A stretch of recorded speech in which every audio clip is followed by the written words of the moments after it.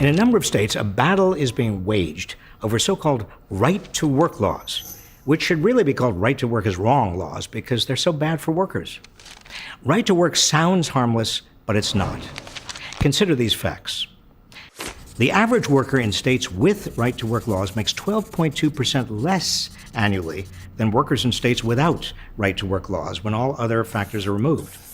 People in right-to-work states are less likely to have health insurance and pay more out-of-pocket for insurance.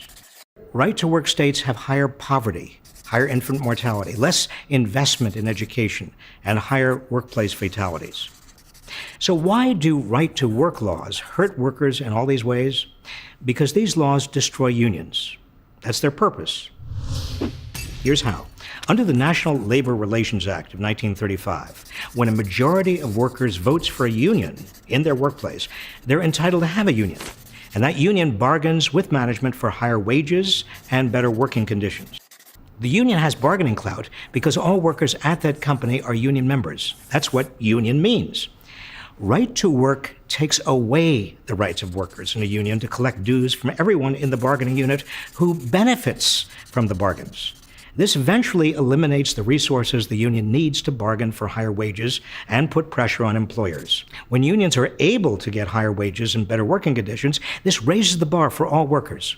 The U.S. Chamber of Commerce and the corporate-backed American Legislative Exchange Council are pushing these right-to-work laws because they claim they care about workers. But who are they trying to fool? The Chamber of Commerce and ALEC don't care about workers. They represent corporations. The truth is, their corporate sponsors don't want American workers to have the bargaining power they need to get higher wages and better hours and working conditions.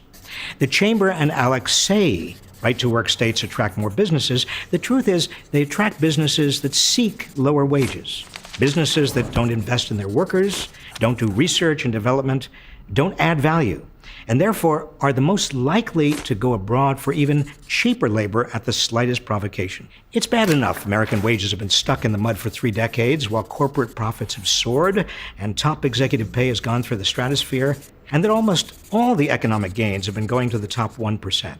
So-called right-to-work laws are part of this problem and are making all this even worse. The only way average Americans are going to get a fair share of the gains is if they have more bargaining power, as they did 50 years ago when 1/3 of all workers in the private sector were unionized. Now, fewer than 7% are. We have to increase, not reduce, the bargaining power of average people. So don't be fooled by the U.S. Chamber of Commerce and the American Legislative Exchange Council. They want to lower your wages so big shareholders and top executives can rake in even more. Don't let them. Join the fight against so-called right-to-work laws and let them know right to work is wrong.